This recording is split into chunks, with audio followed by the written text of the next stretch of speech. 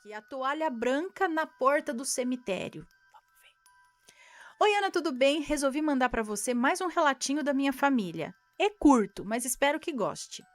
Bom, essa história aconteceu com meu bisavô, que hoje já é falecido. Não vou citar nomes no relato. Meu bisavô era um homem simples, morava na roça com sua esposa, minha bisavó, e seus filhos. Ele tinha o hábito de chamá-la de Fia. Bom, um dia ele veio à cidade resolver umas coisas suas e, quando estava indo embora pegar o ônibus na rodovia da cidade, decidiu passar em uma borracharia. Decidiu passar em uma borracharia para dar um oi ao seu filho, que trabalhava lá. Era pertinho da rodoviária. Então lá foi ele. é, Então lá foi ele. Para chegar lá no caminho, para chegar até a borracharia, no caminho tem um cemitério, muito chique aqui da cidade. Só pessoas ricas e muito bem de vida que são enterradas lá. Para chegar ao serviço do seu filho, o meu tio teve. Meu tio? Não era o bisavô? Peraí, que eu tô perdidinha aqui. Era bisavô ou é tio? Agora eu não sei. Para chegar ao serviço de seu filho, ele teve que passar na frente desse cemitério.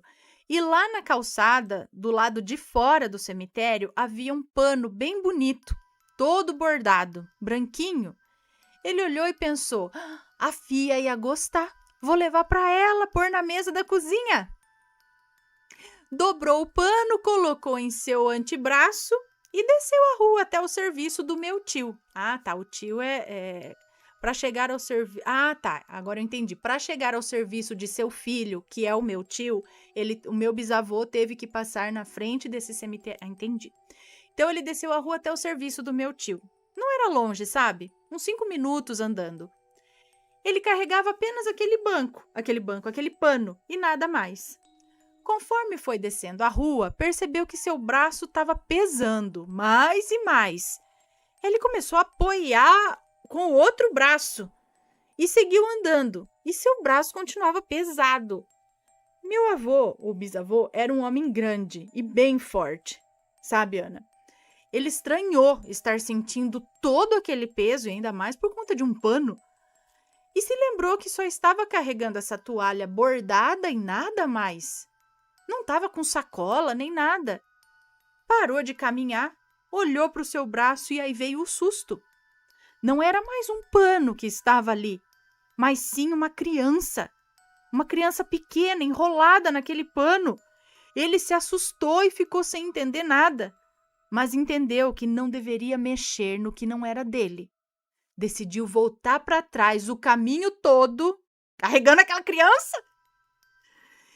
Voltou tudo até a frente do cemitério, colocou a criança que agora havia ali, colocou a criança onde ele havia pego o pano, pediu desculpas, fez uma oração e seguiu seu caminho. Já a alguns passos de distância, ele olhou para trás e lá estava o pano, mas só o pano, na frente do cemitério.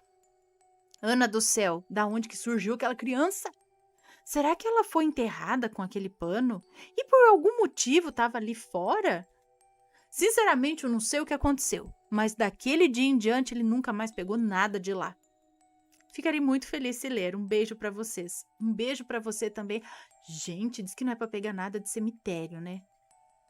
Por que aquele pano estava lá? Será que alguém que tem alguma criança enterrada lá, alguma coisa assim, não pôde entrar no cemitério, passou por ali em um momento que estava fechado e deixou aquilo pendurado ali em oferta, ou era daquela criança, não sei, pendurado ali, e aí aquilo era para ficar lá. E no momento que ele pegou, a criança... Ai, gente, eu não sei também. Deixem suas opiniões, sei que o negócio é corajoso ele. Que no susto, sei lá, eu acho que eu ia derrubar a criança e sair correndo, coitada. Ai, meu Deus. Ai, ele me lembrou aquele relato do homem que viu, em Campinas, isso aconteceu. Ele viu uma criança sentada no chão, tal. Ele falou: gente, mas o que uma criança tá fazendo aqui de noite, sozinha? Falou: vou levar para casa e depois eu procuro para saber quem que é a mãe, da onde que é, né? Vou largar a criança aqui? Perigoso. Aí botou a criança no cavalinho aqui. Só que conforme ele foi andando, ele foi vendo que a perna foi crescendo, já tava batendo na perna dele. Falou: opa, isso aqui não tá esquisito, isso aqui não é criança, não. Ele jogou pra trás aquilo e saiu correndo sem olhar pra trás. Ele jogou do cangote lá e foi, né? O que você faria? Ah, eu acho que eu faria algo parecido. Gente do céu.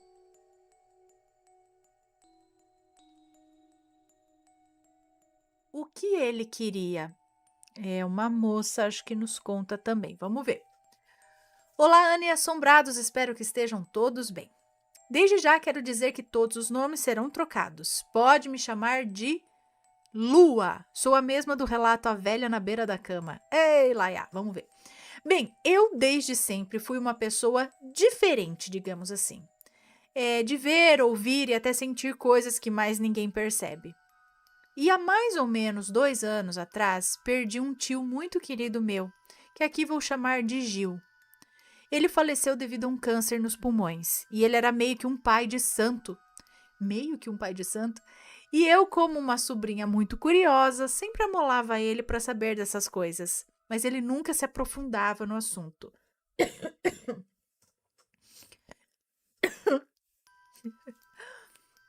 Ele tinha duas pessoas muito próximas dele, a fulaninha e a fulana. E depois do falecimento dele, nunca mais vi ou ouvi algo sobre elas. E os anos se passaram. E há mais ou menos 2 meses atrás, comecei a lembrar muito da fulaninha, e principalmente da fulana. Sem motivo algum, começaram a vir na minha mente. Quando foi um certo dia, eu estava no trabalho e um parente delas chegou em mim e perguntou se podia passar o meu número para fulana. Eu prontamente disse que sim. Foi quando ela me mandou uma mensagem dizendo que estava desesperada e com medo, porque estava vendo o Gil e era sempre quando a fulaninha, a irmã dela, viajava. Ela via ele de madrugada e sentia que ele queria falar com ela. E ela queria ver comigo, porque ele disse para ela uma vez que eu tinha um dom, coisa que ele nunca comentou comigo. Aí eu não soube o que responder para ela, né? Acabei esquecendo disso. Passou ali umas 2 semanas e eu, com a mente totalmente longe desse acontecido, tive um sonho. No sonho, eu sabia que eu estava dormindo. Foi quando eu vi o Gil. Eu não conseguia ver o rosto dele, mas eu sentia que era ele. Foi quando eu perguntei: o que você quer com a fulana? E ele começou a me falar tudo. Eu lembro que ele me contou tudo o que ele queria com ela. Até que em um certo ponto eu acordei repentinamente, olhei para o lado da minha cama e o meu gato estava sentado olhando fixamente para mim. Foi quando eu senti um sono muito grande e uma sensação de desmaio. Voltei ao mesmo sonho e o Gil ainda continuava a falar. Depois disso, quando eu acordei, eu lembrava de todos os momentos do sonho. Eu sentia aquela mesma sensação do sonho, só que por mais que eu lutasse para lembrar o que ele disse que queria com a fulana, eu não lembrava. Eu lembro da voz e do tom que ele falava, mas eu não lembro o que ele falava. E até hoje eu me pergunto, o que ele queria? E o por que eu não consigo lembrar só do que por que eu não consigo lembrar só do que ele me dizia? Bom, eu não contei nada para ela, até porque eu não saberia desvendar tudo isso. Por algum motivo, tenho a sensação que mais cedo ou mais tarde eu vou saber de qualquer forma. Só que eu tenho medo. Que será? Agora até nós ficamos curiosos em saber o que ele queria falar, o que ele queria com ela, porque parece algo importante, ele era insistente, ele queria esse contato. Mas e por que não lembrar? Será que tem uma hora certa para isso ser lembrado?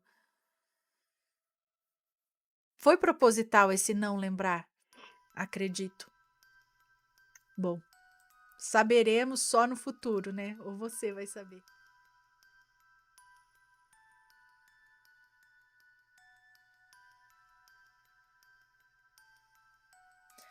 O símbolo maçom.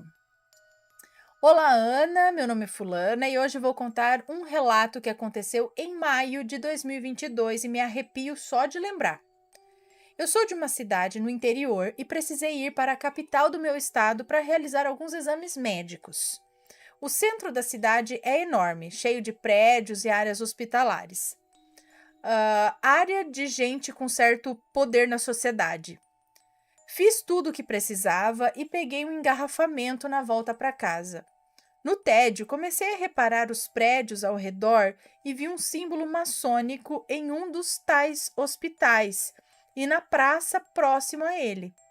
Eu não tirava os olhos daquele símbolo, fiquei vidrada, pois me chamou a atenção, algo tão explícito assim.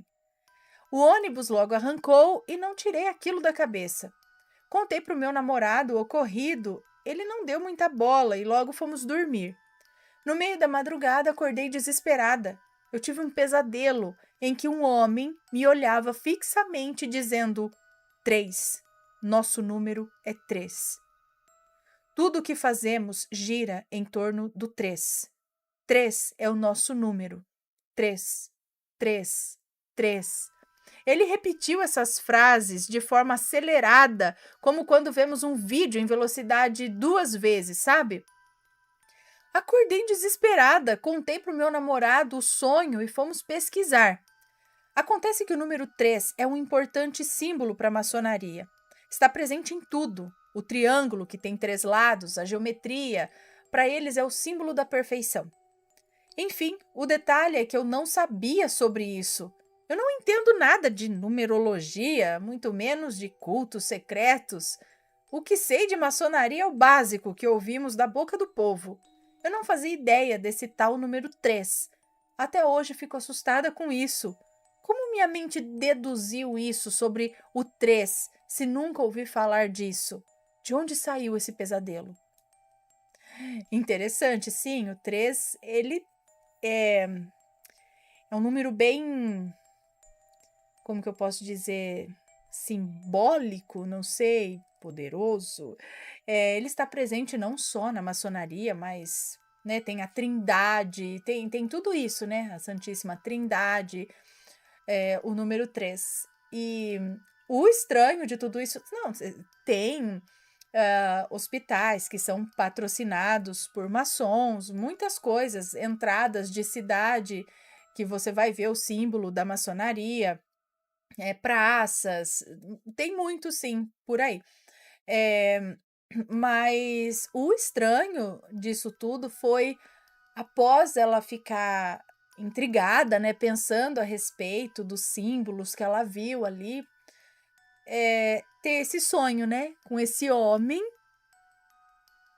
olhando para ela e falando isso daí, 3, o nosso número é 3, tudo que fazemos gira em torno do 3, 3 é o nosso número, 3, 3, 3, falando rápido isso, assim, repetindo isso. Estranho, né? Bom, tá aí, então, é o número 3.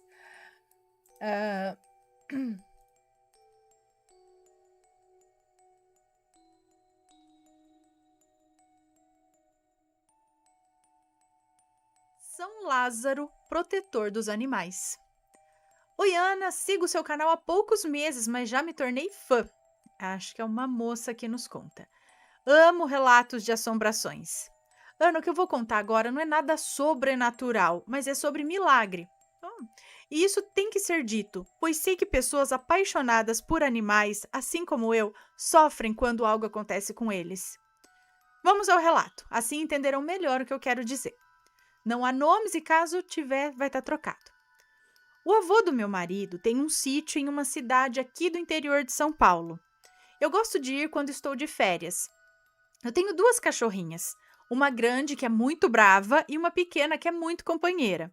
Não que a grande não seja, pois ela é bem dependente, já a pequena está do nosso lado por onde quer que eu vá. Esse sítio é bem distante da cidade. Ao redor dele só existe mato. Para chegar à cidade de carro leva em torno de 45 minutos. Primeiro milagre aqui, ó. Eu tive que ir na cidade, aqui mesmo no interior, para ir ao cartório. Era uma tarde, era um dia de tarde, eu acho. Era uma tarde. Então deixei as cachorras dentro de casa, fechei a porta e deixei a janela aberta. E do lado de fora da janela tem uma rede para evitar que insetos entrem durante a noite em casa. E fui para a cidade. Assim que cheguei, logo de cara eu vi a minha cachorra grande nos esperando na escada. Meu coração logo gelou. Corri para ir atrás da pequena. Entrei em casa e vi que elas arrebentaram a rede e pularam para a área externa da casa. Dentro da casa, a pequena não estava. Fui ao redor do sítio gritando por ela e nada. Nem preciso dizer que eu gelei na hora, né? Eu apenas chorava e gritava por ela. Meu marido foi nos sítios perguntando se alguém tinha visto uma cachorrinha pequena, pretinha, não sei o quê, mas ninguém viu. Então decidimos ir de carro pelas estradas para saber se a gente, para tentar encontrá-la, se ela estava perdida e tal, mas nada de encontrar. Voltamos para casa. Muito abalada, eu só chorava. A dor da perda da minha cachorrinha era tão grande que não saía mais lágrimas dos olhos. Eu apenas gritava e pedia a Deus que me trouxesse a minha menina. Meu marido ligou para a mãe dele. Ela pediu para que procurasse uma oração para São Lázaro, pois ele poderia trazê-la de volta. Ana, eu sou cristã e acredito somente em Deus e nada mais. Mas nesse momento, meu marido trouxe a oração e eu orei baixinho. E não deu 10 minutos, a minha cachorra estava na minha porta. Ana do céu, eu gritava agradecendo a Deus e a São Lázaro. Me ajoelhei e agradeci chorando e rindo, pois minha bebê estava de volta. Isso já era 7 horas da noite. Segundo milagre. Ana, final de ano de 2022, fui para o sítio, como de costume, trouxe minhas cachorras. Era uma quinta-feira, eu e meu marido estávamos carpindo o terreno, pois tinha muito mato. E nesse momento tivemos que segurar a cachorra grande, pois estava passando um pessoal a pé na estrada e ela começou a rosnar. Então seguramos. Assim que as pessoas se foram, me dei conta de que a pequena não estava próxima a nós. Então fui atrás. Procurei e nada. Entrei em pânico de novo. Procura daqui, procura dali. Olhei ao redor, nada. Gritava por ela, nada. Me ajoelhei e pedi novamente a Deus e a São Lázaro que me trouxesse a minha cachorrinha. E ainda disse que se ela voltasse em proteção, eu enviaria esse milagre ao seu programa, para que todos soubessem que São Lázaro também é protetor e salvador dos animais. Ana do céu, foi o tempo de eu terminar a oração, descer as escadas e olhar para minha direita e ver a minha cachorrinha de volta, sã e salva ali. Nem preciso dizer a minha alegria de ter em meus braços a minha pequena. Ana, agradeço a Deus, primeiramente, e a São Lázaro. A você e seu programa, pois também fazem parte desse milagre, por permitirem ler o meu relato. Pessoal, caso alguém esteja passando por situação semelhante, peça com fé, pois São Lázaro intercederá a Deus para que tragam os seus animais em segurança de volta às suas casas. Obrigada. Um beijo para você, obrigada. Mas é arteira também, não pode dar Dona Roliça, viu um espaço no portão, já sai. Não sabe se virar na rua, mas quero sair, quero ver se eu encontro o gato. Ai, meu Deus, o carro passou. Não dá. E a bichinha assim, ó, viu a oportunidade, foi. Eu não sei a sua aí, mas 2 vezes sumiu. Você deixa ela presa aí dentro. Mas não é questão de... A gente tenta, né? Mas eles acham uma oportunidade. Aí você fala, Deus santo, fique quietinho aqui dentro. Você não sabe os perigos lá da rua. Ai, ai. Mas que bom, né? Que encontrou também. Mateus, acho que uma vez falou aqui no almanaque uma simpatia que sempre dá certo quando o gato some, também para você pedir para outros gatos de rua para procurarem por ele, chamarem por ele, e diz que sempre dá certo.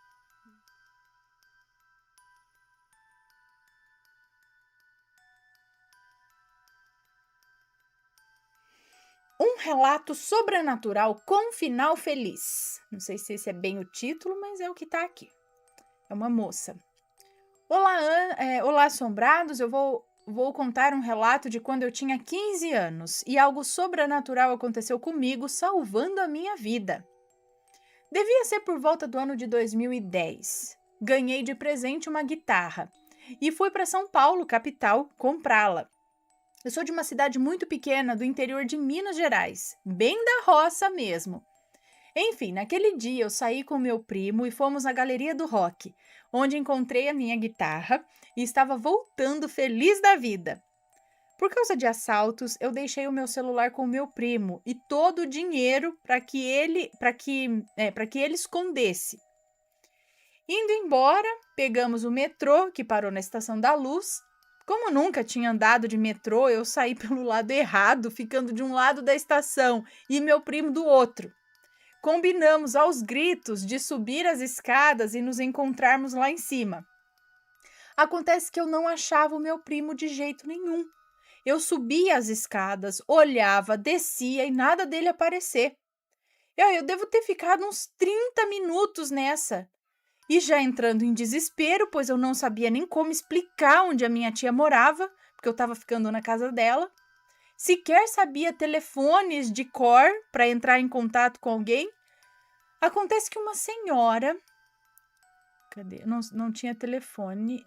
E sequer sabia telefones de cor para entrar em contato com alguém. Isso. Devo ter ficado... Eu me perdi aqui. Acontece que uma senhora preta, bem velhinha, toda sujinha, me puxou e me perguntou se estava procurando o meu primo. Na hora eu respondi que sim, e ela me explicou como encontrá-lo. Agradeci muito feliz e segui as instruções dela. Ao ver o meu primo, ele estava super assustado, e então perguntei se ele estava avisando as pessoas que me procurava, e para minha surpresa ele disse que não falou com ninguém, que não faria isso, pois seria muito perigoso avisar a desconhecidos que sua prima de 15 anos está perdida. E eu fiquei super pensativa na época, sem entender quem era aquela senhora. Hoje entendo que provavelmente fui ajudada pela espiritualidade e agradeço muito por essa intervenção, pois eu não sei nem se reencontraria os meus pais ou a minha tia se não tivesse encontrado o meu primo aquele dia. Sei que uma força superior não só existe, como nos protege. Olha só que legal. Gente, que desespero. Eu fiquei... Ai, que medo. Imagina você tá num lugar que você não conhece ninguém, não tá acostumada e de repente tá ali sem dinheiro, não saber explicar, sem telefone, porque não sabe ligar, né? Não saber de cor. Gente do céu, depois dessa, acho que ela sai sempre com os telefones anotados, endereços anotados. Mas que bom, e aí, de onde surgiu essa senhora? E como é que ela sabia que estava procurando o primo? Como que ela sabia quem era o primo para dar as instruções de como encontrá-lo, né? Onde ele estaria? Muito interessante.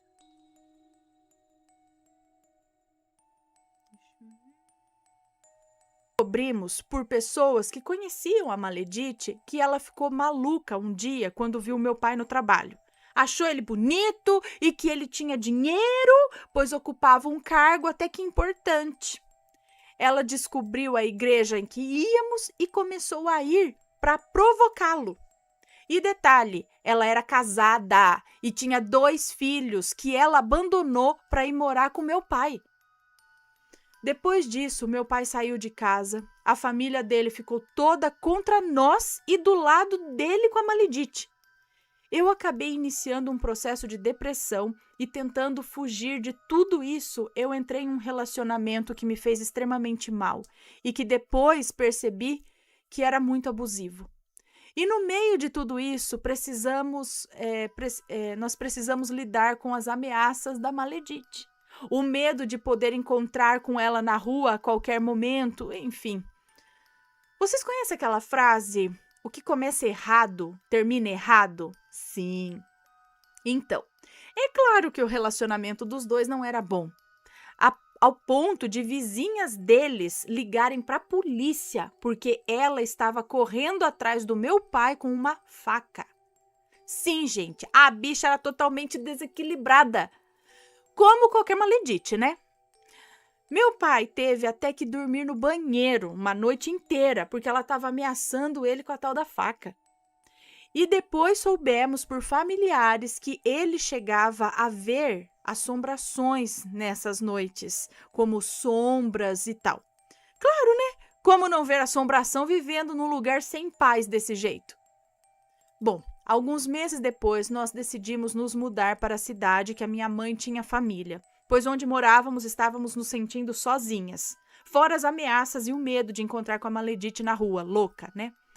Vocês acham que com isso paramos de receber ameaças e ofensas? Não. A Maledite continuava. Até chegou a ir na escola da minha irmã e perguntar para um colega de sala dela se ele conhecia minha irmã, que depois chegou na minha mãe e contou. Em um dia que eu e minha irmã estávamos passando mal, minha mãe ligou para o meu pai e ele atendeu perguntando, e ela, a Maledite, atendeu perguntando: qual das cadelinhas está passando mal? Sempre que a minha mãe precisava falar com ele, era uma chuva de ofensas das mais baixas. Até parou de ligar e nós começamos a resolver tudo sozinhas. Fora as vezes que ela mandava mensagens para minha irmã tentando colocá-la contra a minha mãe. Apesar disso, o meu pai vinha ver a mim e a minha irmã a cada 15 dias. Mas não tem jeito, nós fomos nos afastando, tratando apenas de assuntos casuais nos nossos almoços e fingindo que a Maledite não existia para podermos ter um pouco de relacionamento com meu pai. E como que o homem não vê isso? Só pode estar enfeitiçado, né? Com o tempo, a família do meu pai, que havia ficado do lado da maleditona, véia, acabou conhecendo quem era ela. A pessoa não consegue esconder por muito tempo quem é realmente. Eles acabaram conhecendo quem ela era, se afastando e pedindo desculpas para nós. Porém, eles e o meu pai brigaram e ficaram sem se falar por anos, o pai e a família dele. E desse jeito os anos se passaram e tudo continuou assim. Um relacionamento superficial com o meu pai e ofensas sempre que precisávamos ligar para ele e a Maledite estava perto e atendia primeiro. Porém agora eu e minha irmã respondíamos à altura e não levávamos desaforo para casa não. Bom, eu me formei, me mudei, me casei e minha irmã terminou a escola. Ela começou a faculdade e se mudou também. A vida foi continuando apesar de tudo. Até que, no ano passado, quando completou 7 anos dos acontecimentos, as coisas começaram a mudar. O meu pai fez as pazes com a... Nossa, igual o outro relato. 7 anos. O meu pai fez as pazes com a família dele novamente e até os visita. Passou a ir até a casa da minha mãe. Ele não entrava lá porque ela não deixava. Passou a ir à casa da minha mãe para ver a minha irmã, que estava ficando lá por conta da pandemia, né? Veio visitar a minha casa e até dormiu aqui, o que ele nunca tinha feito em 4 anos que eu moro longe. Depois que o meu pai ficou com a Maledite, ele mudou. Ele era triste, parecia sempre desconfortável em qualquer lugar. Mas nesse final de semana ele veio pela 2ª vez na minha casa e estava bem, estava feliz, parecia até a pessoa que ele era antes de conhecê-la.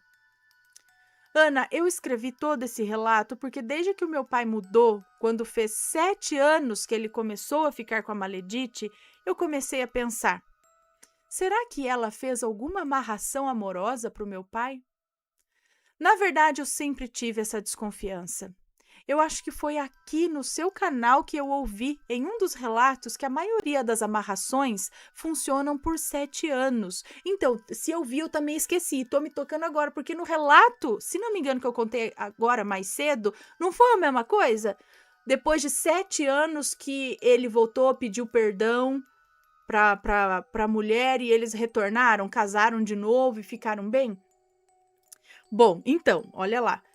Que a maioria das amarrações funcionam por 7 anos e game over. E o que era aquela coisa que o meu pai descreveu como um pássaro que estava na janela quando ele ainda era casado com a minha mãe? Se alguém tiver respostas, coloquem aqui nos comentários, por favor. Será que eu deveria procurar a ajuda de alguém, mesmo o pai já parecendo melhor? Enfim, é isso, Ana. Espero que o relato tenha ficado bom. E se um dia tiver atualizações, eu escrevo, porque eu adoro os relatos que têm atualizações. Grande abraço para você, para o Matheus, para a Pepe, para o Vitório e para os bichinhos. Lembro muito deles da época do Vida de Nozes. Sou velha de canal mesmo. E obrigada por ser minha companhia no estágio na época da faculdade e agora nas minhas faxinas e lavadas de louça. Ouvir relatos deixa tudo mais divertido. Muito obrigada, um beijo para você. Olha, talvez se acabou mesmo, talvez ele consiga se livrar sozinho dela.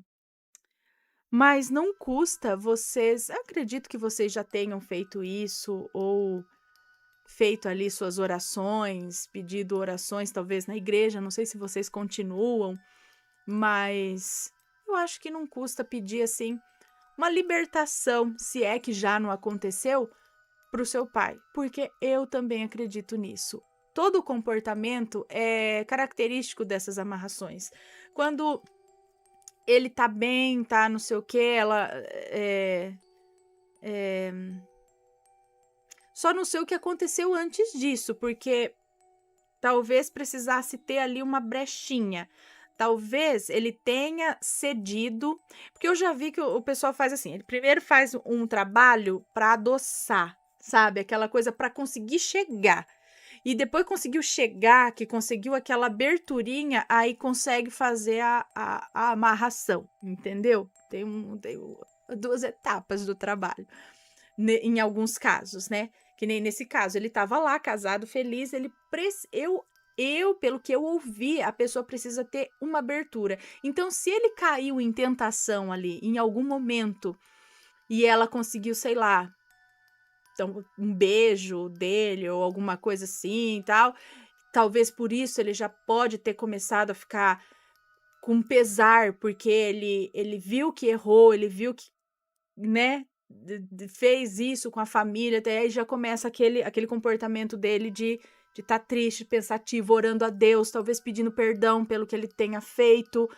E essa foi a abertura para ela conseguir fazer algo a mais e amarrar ele a ela. Porque o comportamento é assim, é brigaiada, é não sei o que lá, ele não parecer feliz, largar de uma hora para outra aquilo que estava ótimo, aparentemente, a vida estava muito boa tal, e da noite pro dia, tchau, já vai, tipo, morar lá com a outra pessoa, mal conhece, mal, sabe?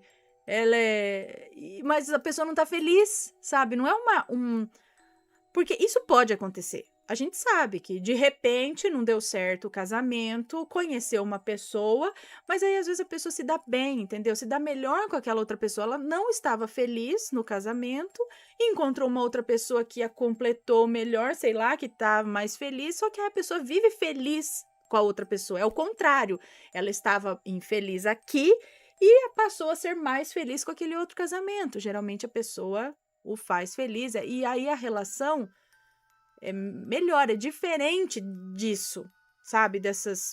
Do que a gente vê aqui, né? E fora a intuição que ela sentiu, a hora que ela bateu o olho, sei, esse daqui já tá me cheirando a problema. E era problema na família dela mesmo. Ela sentiu que vinha dali. E veio mesmo. E era louca. Olha, se infiltrou na igreja pra catar o homem. Filha da mãe. Bom, pessoal, se alguém tiver um conselho, alguma coisa, com respeito, tá? Se for comentar, que seja para algo construtivo, sem ofensas, e deixa aqui nos comentários, tá bom? E se aconteceu algo parecido com você, compartilha com a gente, manda sua história pra gente.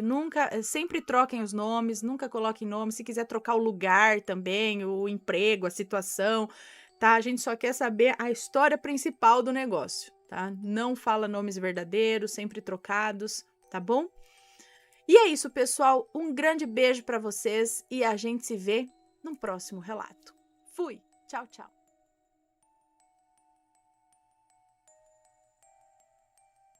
Olá, assombrados! Eu sou a Ana Paula e vou contar um relato para vocês de Maledite, a história da minha família com uma Maledite.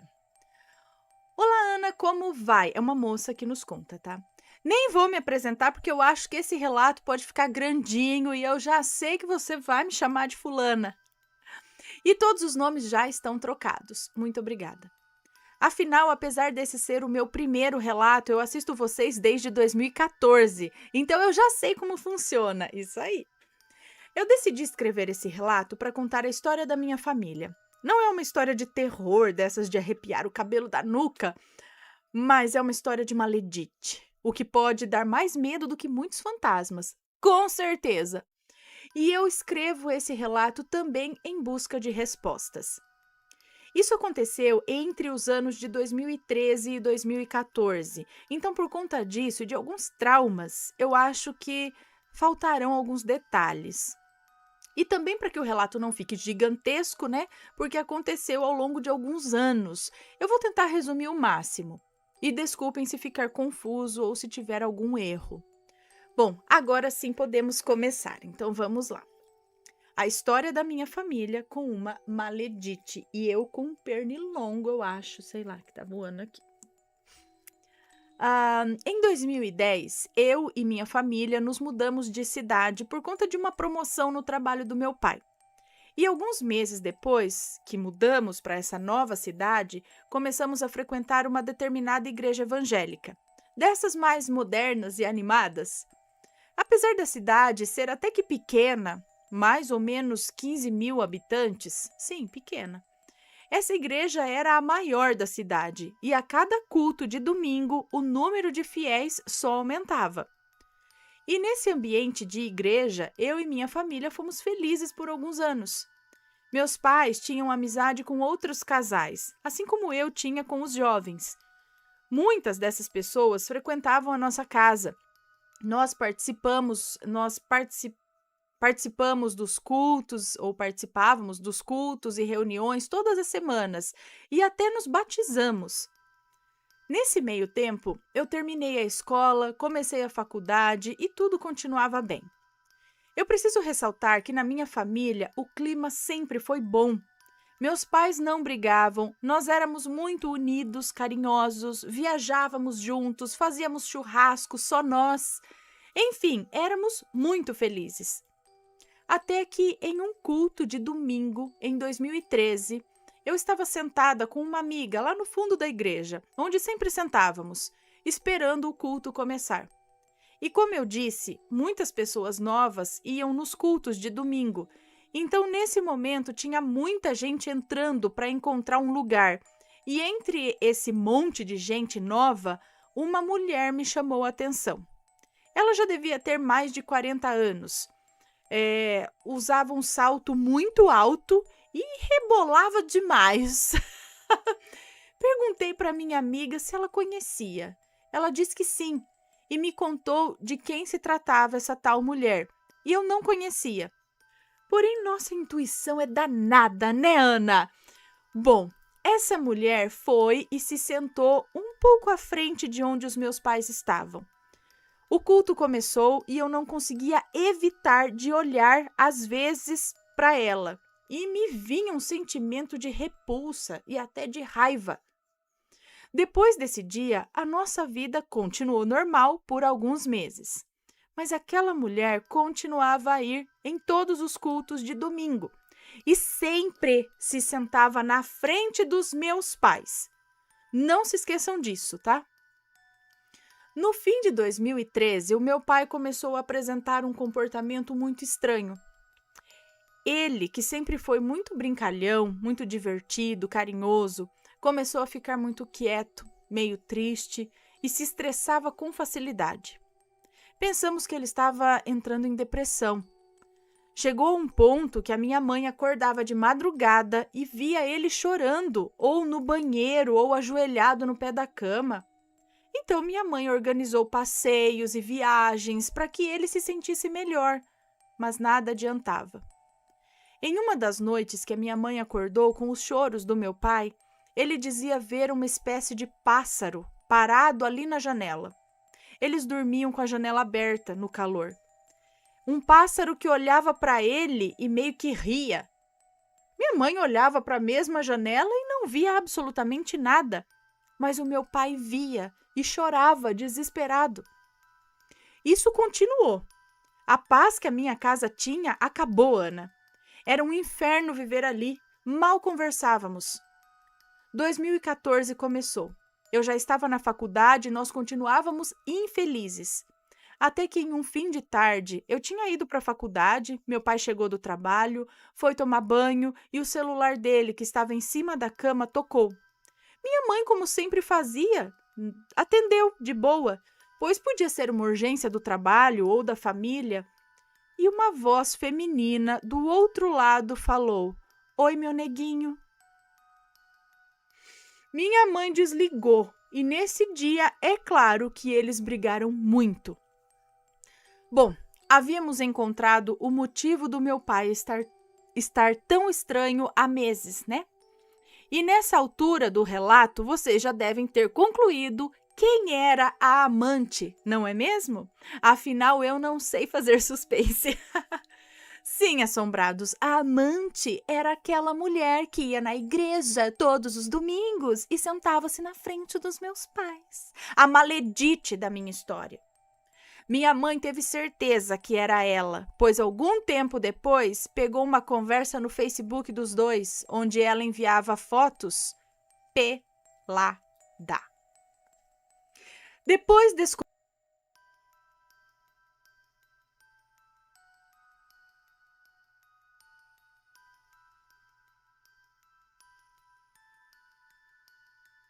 Olá, assombrados! Eu sou a Ana Paula e vou contar vários relatos para vocês esta noite. E aí, tudo bem com vocês? Eu espero que esteja tudo bem. Já vou pedindo para você não se esquecer de deixar o like no vídeo e não se esqueça de fazer aquela visitinha à nossa loja virtual, a lojaassombrada.com.br. Combinado? Beleza, então, espero vocês na Loja Assombrada. Mas hoje, quinta-feira, também é dia do quê? Dia de sorteio. Então, hoje teremos relatos normais, mas também teremos sorteio no final da live. E, como sempre, hoje vamos sortear um livro autografado para a primeira pessoa ser sorteada e a segunda pessoa a ser sorteada vai levar um cupom de desconto, tá? 1 ou 2. E aí a pessoa vai escolher qual cupom ela quer, tá? E aí a gente vai ver o valor que tem aqui dentro, a hora que ela ganhar. Então, para participar, basta enviar um superchat de qualquer valor. Vocês automaticamente estarão participando, tá? Vou fazer o sorteio no final da live, chamar o nome da pessoa sorteada por 2 minutos seguidos, de olho no chat. Se não responder dentro desses 2 minutos, eu vou sortear para outra pessoa, ok? Então, certifiquem-se de que estão vendo ao vivo mesmo. Aqui embaixo está escrito ao vivo, tem uma bolinha cinza. Quer dizer, tem uma bolinha que tem que estar vermelha. Se ela tiver cinza, significa que você está vendo, porque eu estou ao vivo, porém está com atraso para você. Aí você clica em cima da bolinha para ela ficar vermelhinha, vai atualizar e aí você vai estar vendo sem grandes atrasos, porque senão se você estiver vendo com atraso e estiver participando do sorteio, de repente a hora que eu estiver chamando o seu nome, a hora que você vê que eu tô chamando o seu nome, eu já terminei de chamar, já tô chamando para outra pessoa, aí você perde o seu prêmio, tá bom? Depois eu repito tudo isso de novo. Bora pro primeiro relato desta coletânea, não. Primeiro relato de hoje, que é este daqui.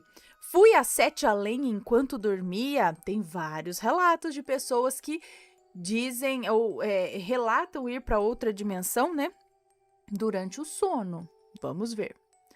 Olá, Ana, me chamo Fulana, tenho 26 anos e moro no interior da Paraíba. Sou fã do canal há mais de 5 anos e muito grata ao trabalho que você e o Matheus fazem. Me ajudaram a passar por um período muito delicado da minha vida. Desde então, sou espectadora assídua do canal. Confesso que nunca imaginei que teria alguma história para compartilhar com vocês, apesar de sempre ter a certeza que existem mais mistérios entre o céu e a terra do que podemos sequer imaginar. Há algumas semanas atrás, tive um sonho, no mínimo, interessante. Sonho esse que teria sido esquecido, como muitos outros. Se não fosse por um detalhe bastante interessante. Agora vamos ao sonho, entre aspas. Estava eu fazendo uma caminhada matinal próximo ao prédio em que resido atualmente. Na verdade, eu estava correndo. Esse é o sonho, é isso? Isso estava acontecendo no sonho, é? Eu estava correndo. Sabe aquela hora da manhã, entre a madrugada e o amanhecer? Lembro-me da percepção que tive do tempo frio e de me perguntar por que eu estou correndo tão cedo, sendo que atualmente nem atividade física eu faço? Ao virar, ao virar em uma rua bem movimentada, uma avenida, percebi que estava tudo quieto e silencioso demais. Coisa que me fez parar e colocar as mãos na cintura para tentar me situar. Até que, num piscar de olhos, o mundo ao meu redor ficou estranhamente escuro.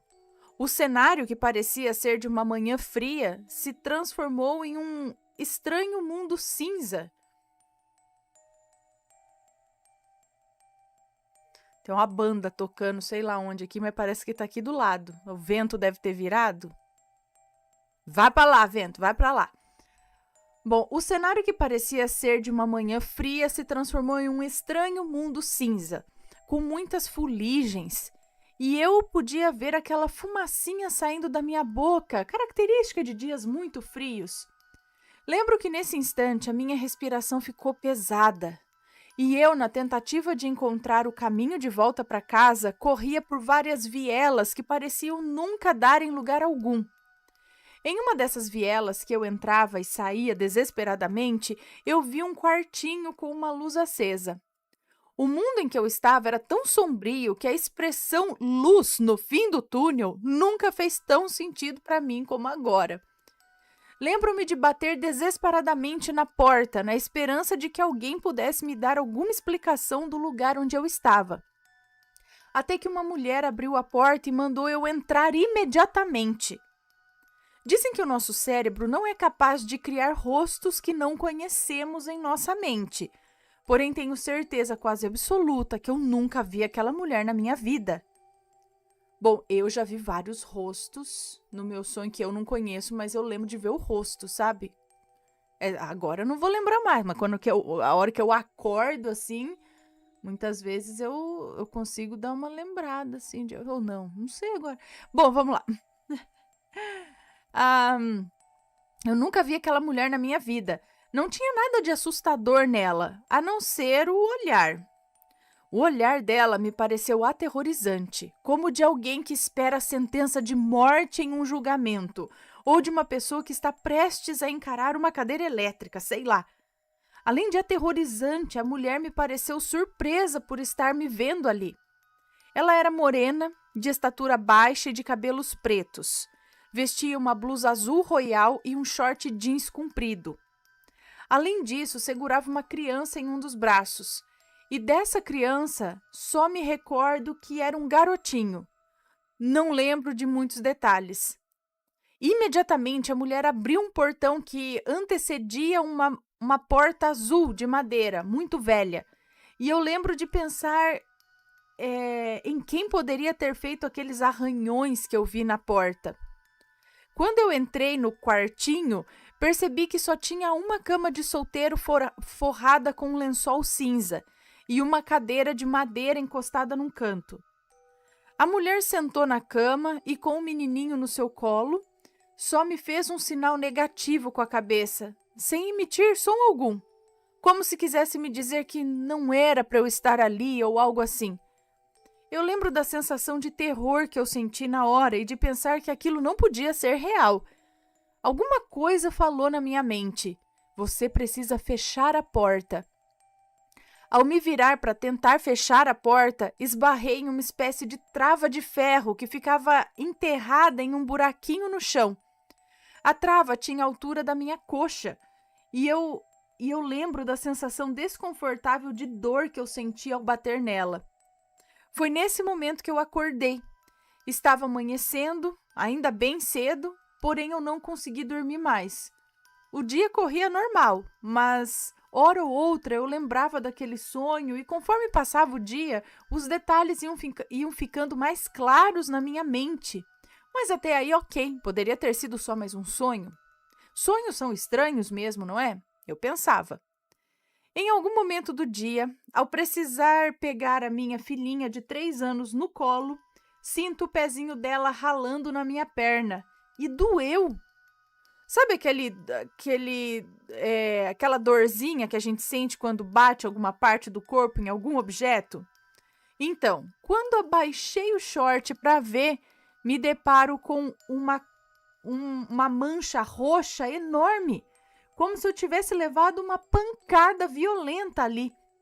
Mas até o dia anterior, esse machucado não existia. Na hora eu lembrei do sonho, da mulher, da porta arranhada, da pancada na trava de ferro, da voz me mandando fechar a porta. Fiquei bem chocada e até hoje, semanas depois, eu não tenho uma explicação razoável para isso. Confesso que para mim tudo isso parece louco demais e eu passo horas tentando um raciocínio plausível para isso. Tentei colocar o máximo de detalhes que eu lembrei. Se era sete além ou um multiverso, eu não sei, mas afirmo que a energia do lugar era pesadíssima e aterrorizante. Que aquela mulher estava extremamente assustada e que se aquele lugar existe realmente, eu não quero voltar para lá nunca mais, nem mesmo em sonho. Gente, o que eu penso em relação à dor pode ser o seguinte.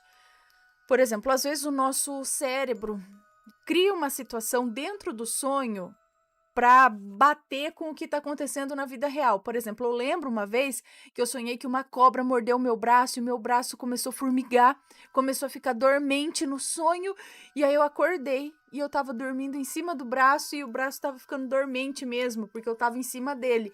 E aí no sonho foi uma cobra que picou. E aí adormeceu. Então eu penso que se às vezes você não virou na cama ou bateu na madeira em alguma coisa na cama e aí nessa você sentiu a dor no sonho e por isso ficou roxo. Mas também eu não sei se tem algum lugar onde você possa bater a sua coxa aí na sua cama ou em algum momento, algo que possa fazer esse machucado aí, né? Então, ou não. Mas é estranho porque o sonho fica bem claro, né? São detalhes que você fala, gente, eu ia criar tudo isso na minha mente?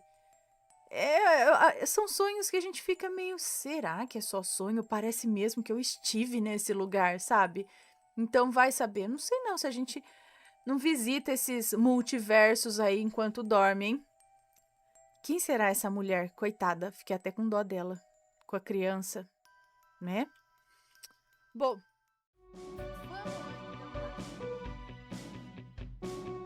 Está gostando dos relatos no Reverso Assombrado? Então não se esqueça de deixar o seu like. E é claro, se ainda não for inscrito, se inscreva.